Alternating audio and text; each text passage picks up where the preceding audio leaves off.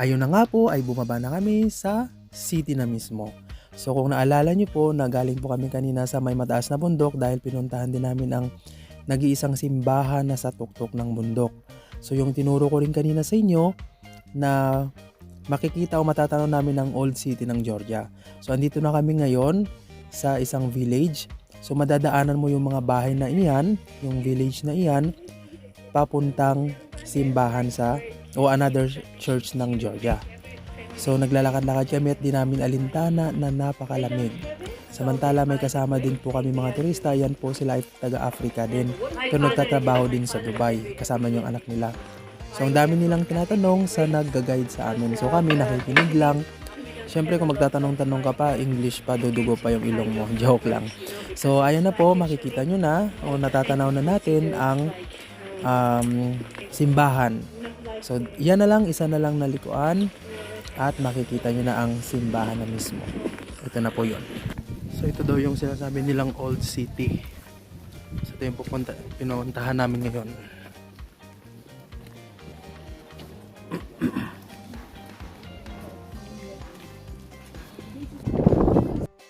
At sa aming pagpasok, ito na ang bubungad sa amin.